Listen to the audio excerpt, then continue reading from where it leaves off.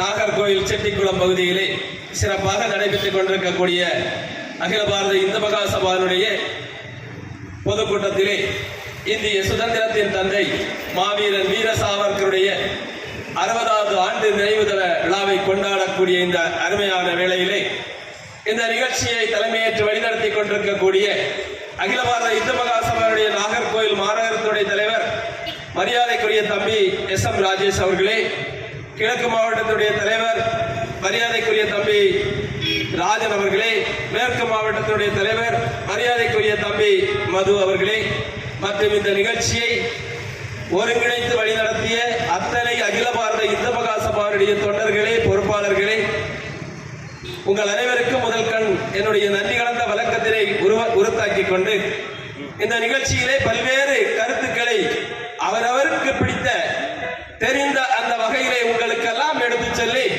அமர்ந்து கொண்டிருக்கக்கூடிய என்னுடைய முன்னோடிகளே, பாசமிகு தம்பிகளே, உங்கள் அனைவரையும் மீண்டும் ஒரு முறை நேரத்தின் அருமை கருதி உங்களுடைய பெயரை சொல்லவில்லை. அடுத்ததாக இந்த அகில பாரத இந்து மகா சபாவுடைய மாநில துணைத் தலைவர் மதிப்புக்கும் மரியாதைக்கும் உரிய அண்ணன் RV புருஷோத்தமன்ஜி அவர்களே, எங்களை எல்லாம் வழிநடத்தி கொண்டிருக்கக்கூடிய இந்துக்களுக்கு எங்கெல்லாம் பிரச்சனைகள் வந்தாலும் காங்கிரஸ் இந்து, கம்யூனிஸ்ட் இந்து, திமுக இந்து என்று பார்க்காதே அவர்களெல்லாம் இந்துக்கள், இந்தெல்லாம் நாளை நம்மோடு தான் வருவார்கள், வந்துதான் ஆக வேண்டும். ஆகவே அவர்களை நடுத்தருவிலே விட்டுவிடக் கூடாது என்று அவருடைய அந்த உயரிய சிந்தனையை நமக்கெல்லாம் ஊட்டி அகில பாரத இந்து மகா சபாவுடைய தேசிய துணைத் தலைவராகவும் தமிழ் மாநிலத்தினுடைய தலைவராகவும் எங்களை போன்றவர்களை எல்லாம் இந்துக்கள் எப்படியும் வாழக்கூடாது, இப்படித்தான் வாழ வேண்டும் என்று சொல்லி தட்டி கொடுத்து வழிநடத்தி கொண்டிருக்கக்கூடிய இந்த குமரி மண்ணினுடைய மைந்தன், இந்தியாவினுடைய வீர சாவர்கர், வாழும் வீர சாவர்கர் ஸ்ரீமான் தாப்பாஜி அவர்களை வணங்கி உங்களுடைய நேரத்தை எல்லாம் செலவழித்து இந்த நிகழ்ச்சியில் இருக்கக்கூடிய உங்களுக்கு மீண்டும் ஒரு நன்றியினை தெரிவித்துக் கொண்டு, அன்பானவர்களே, வீர சாவர்கருடைய செய்திகளை சொன்னார்கள். கடலிலே குதித்து ரத்தம் சொட்ட சொட்ட கரையிலே நீந்தி வந்தார்கள் என்று. உப்பு தண்ணியில நம்ம உடம்பு பட்டா எப்படி இருக்கும் காயத்துல, அப்படிப்பட்ட மிகப்பெரிய தியாகி. சொன்ன நேரத்தில் சொன்ன இடத்துல வந்து கரையேறியவர் மாவீரன் வீர சாவர்கர். ஆனா அவரை காப்பாற்றி கொண்டு போவதற்கு நம்மவர்கள் தவறிவிட்டார்கள். ஆகவே தேர்தல் அப்படிங்கிற விஷயமும் அப்படித்தான். அன்பா பேசுவான், அழகா பேசுவான், நம்ம எல்லாம் ஒண்ணுக்குள்ள ஒண்ணு அப்படின்னு சொல்லுவான். அந்த தேர்தல் முடிகிறது வரைக்கும் தான் உங்க மேல பாசம். தேர்தல் முடிஞ்சதுக்கு அப்புறம் நீங்க யாரோ அவங்க யாரோ. இங்க சொன்னாங்க அதிகாரிகள், அந்த அரசியல்வாதிகள் எல்லாம் எப்படி பேசுறாங்க, கோயிலை இடிச்சோம், உங்கள்ட்ட எப்படி ஓட்டு வாங்கணும்னு எங்களுக்கு தெரியும், ஓட்டு வாங்குவோம், நீங்க எங்களுக்கு தான் போடுவீங்க அப்படின்னு சொல்லி நம்மளை எவ்வளவு தரக்குறைவா பேசியிருக்காங்க பாத்தீங்களா. அவன் மட்டுமல்ல, இந்துக்களை எப்படியெல்லாம் கொச்சைப்படுத்தணுமோ அப்படியெல்லாம் கொச்சைப்படுத்தி இருக்கிறாங்க. அடியே மதுரை மீனாட்சி உனக்கடுக்கடி வைரமுகத்தி களத்தடி கல்லு என்று ஒருவன் பேசியிருக்கின்றான், திமுகவை சார்ந்தவர். ஸ்ரீரங்க நாதரையும் தில்லை நடராஜரையும் வாயிலே வீரங்கி வைத்து துளைக்கும் நாள் என்னாலோ அந்நாளே என் வாழ்நாளில் பொன்னாள் என்று இன்னொரு கயவன் திமுக காரன் பேசியிருக்கின்றான். ஆகவே அவன் கொடுக்கக்கூடிய அந்த இலவசத்தை நம்பி ஏமாந்திராதுங்க. ஓசின்னு கூப்பிடுறான் ஒரு மந்திரி, அவன் அப்ப வீட்டு காசுல தரல. உங்களுக்கு தெரியுமா, இங்க சிவப்பு கலர் பஸ், சொகுசு பஸ் எல்லாம் ஓடுது, அதுக்கு முன்னாடி ஒரு இலவச பஸ் விடுறான். நம்மள ரொம்ப சந்தோஷமா ஏறி போறோம். இங்க நாகர்கோயில இருந்து கன்னியாகுமரிக்கு போனோம்னா அந்த ஒரு பஸ் இலவச பஸ் வரும். அதுக்கு அப்புறம் ஒரு பஸ் 12 ரூபாய் டிக்கெட்டுக்கு வரும், கவனிச்சு பாருங்க. அதுக்கப்புறம் 2 சிவப்பு கலர் பஸ் வரும். அந்த சிவப்பு கலர் பஸ்ல 24 ரூபாய் டிக்கெட். புரியுதா உங்களுக்கு? ஒரு பஸ் ஃப்ரீயா விட்டுட்டு 2 பஸ் டபுள் டிக்கெட்டுக்கு விட்டு உங்கள்ட்ட 4 மடங்கு சுருட்டான். அவன் ஒண்ணு விடல, நமக்கு ஒரு இலவசமும் தரல. ஆகவே நீங்கள் தேர்தல் நேரத்தில் ரொம்ப கவனமா இருக்கணும். உங்ககிட்ட பேசுவாங்க, தாப்பாஜி நல்ல போராளி, இந்துக்களுக்காக எதையும் செய்வார், அவரை நாங்கள் மதிக்கின்றோம், ஆனா தேர்தலில் மட்டும் நிக்கப்படாதுன்னு சொல்லுங்க. அப்படின்னு சொல்லுவான். ஏமாந்துடாதுங்க. இப்படிதான் நம்ம ஏமாந்துட்டு இருக்கிறோம் ஒவ்வொரு தேர்தலையும். கடந்த 2 முறை ஒரு சட்டமன்றம் ஒரு பாராளுமன்றத்தில் வந்து தாப்பாஜி காலில் விழுந்தாங்க. எப்படியாவது தலைவரை வாபஸ் பண்ண வச்சிருங்க, திமுக காரன் வந்துடுவான், அவன் வந்தா நம்மளை எல்லாம் வாழ விட மாட்டான் அப்படின்னு. ஏன்னா என் தலைவனுக்கு இந்து சென்டிமெண்ட் அதிகம். பாத்தீங்களா, நம்மவர்களை எல்லாம் வாபஸ் வாங்குங்கன்னு சொன்னாங்க. வாபஸ் வாங்க சொன்னவனே அப்புறம் என்ன சொல்றான், அவங்க கிட்ட எல்லாம் ஓட்டு இல்லை அப்படின்னு சொல்றான். என்ன காரணம்? நம்முடைய பவரை நம்ம காட்ட தவறிட்டோம். நம்ம வீட்டுல ஒரு வேட்பாளர் எலெக்ஷன்ல நின்னா நம்ம இந்து மகா சபையில இருக்கக்கூடிய அந்த ஒரு தொண்டன் அல்லது அந்த நிர்வாகி வாக்களிக்கின்றான், அவருடைய குடும்பத்தில் இருக்கிறவங்களை கட்டாயம் நீ வாக்களிக்க வேண்டும் என்று சொல்வதில்லை. காரணம், பாரதிய ஜனதா கட்சியில நிற்கக்கூடிய வேட்பாளர் ஒரு நமக்கு 1 விட்ட 2 விட்ட சொந்தம், 4வது சொந்தம், எப்படியோ நீங்க ஜெயிக்க போறதில்லை, அதனால நீங்க இந்த தடவை ஓட்டை விட்டு தாருங்கன்னு கேட்பான். ஏமாந்துடாதுங்க. நம்முடைய பவரை நம்ம காட்டணும். கொஞ்சம் இருந்தால் அவன் நம்ம 5000 ஓட்டு எடுத்தா அவன் 1 லட்சம் ஓட்டு எடுக்கிறதுக்கு சமம். ஏன்னா அவன் கோட்டு பிரியாணி இலவசம், அப்புறம் எப்படி எப்படி எல்லாம் ஏமாற்றணுமோ அப்படி கேட்கிறான். நம்ம போடுகிற ஒவ்வொரு ஓட்டும், இந்துக்களுடைய ஓட்டும், நல்ல ஒவ்வொரு ஓட்டுக்கும் கோடிக்கணக்கான விலை மதிப்பு. யாருமே நம்ம கோட்டை அடிச்சுட்டு ஓட்டுதா அப்படின்னு கேட்கல. கிறிஸ்தவன் போய் நீ ஓட்டு போடுன்னு சொல்லல, இஸ்லாமியன் போய் ஓட்டு தான் சொல்லல. இந்துக்களுடைய ஓட்டுகளை மட்டுமே தாருங்கள், இந்து மகாசபாவுடைய கரங்களை வலுப்படுத்துங்கள் என்று இந்து மகாசபா கேட்கின்றது. நம்முடைய தலைவர் அதை கேட்கின்றார். மாவீரன் வீர சாவர்கர் சொன்னார், அரசியலை இந்துமயமாக்குவோம், இந்துக்களை ராணுவமயமாக்குவோம் என்று. ஆனால் அதை எப்படி நீங்க காட்டுவீங்க? தேவையில்லாம நம்ம சண்டைக்கு போக வேண்டாம். அவங்க 1 மணிக்கு போலீஸோ ராணுவமோ அங்க அமைதியா இருந்தா எல்லாரையும் மாத்திட்டு நான் இஸ்லாமிய நாடா மாத்திடுவேன் அப்படின்னு சொன்னா நம்ம எல்லாம் யாரு அப்படிங்கிறது அவங்களுக்கு தெரியல. ஓட்டுக்காக இருக்கக்கூடிய கூட்டமோ, கூட்டமாக இருக்கக்கூடிய இடத்துல தன்னுடைய வீரத்தை காட்டக்கூடிய கூட்டமோ அல்ல.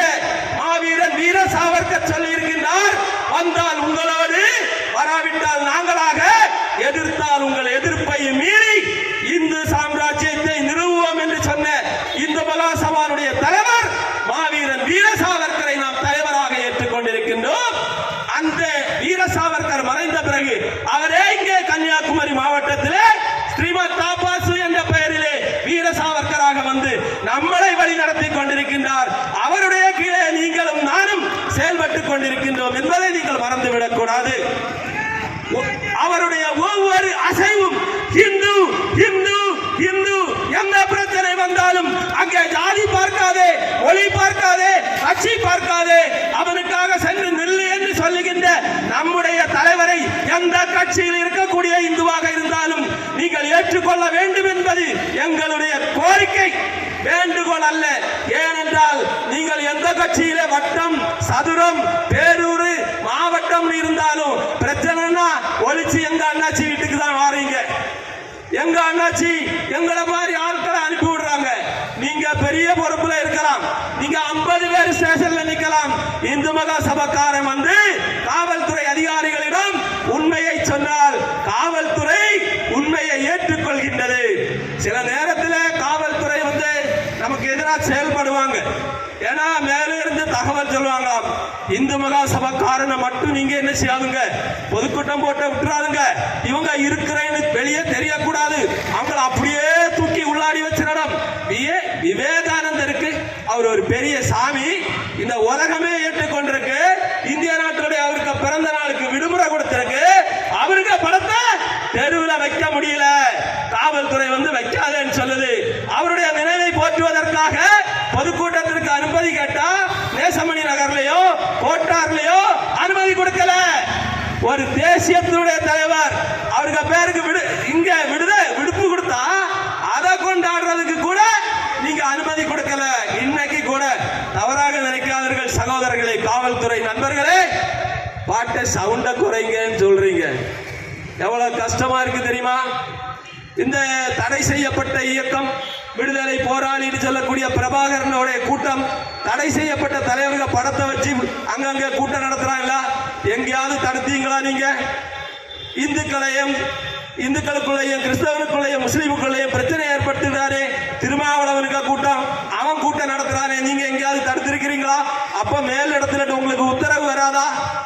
ஒரு கோயில் நிகழ்ச்சி நடந்தா நீங்க இந்த போஸ்ட்ல, அரசு போஸ்ட்ல, மின்கம்பத்துல கொடி கட்டக்கூடாதுன்னு சொல்றீங்களே, திமுக காரன் கட்டி இருக்கிறானே, அதை கேட்டீங்களா?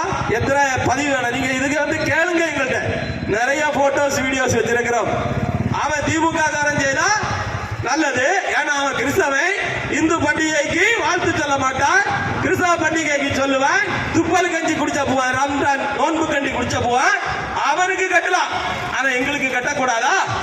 என்னைக்கோ ஒரு நாள், பல வருஷங்களுக்கு பிறகு நாங்க ஒரு இடத்துல ஒரு பொதுக்கூட்டம் போட்டா சவுண்ட குறைச்சி வை, இவ்வளவு நேரத்துக்கு மேல நடத்தாத, என்ன கட்டுப்பாடு இந்துக்களுக்கு? இந்துக்களை விழித்துக் கொள்ளுங்கள். தெரியுதா உங்களுக்கு? இப்ப வெளியே வந்திருக்கிறீங்க, உங்களுக்கு தெரிஞ்சிடுங்க. நம்ம ஒரு நிகழ்ச்சி நடத்தினா 8 மணிக்கு முடிக்கணுமா? அவன் 10 மணிக்கு நடத்திட்டு இருக்கிறான்.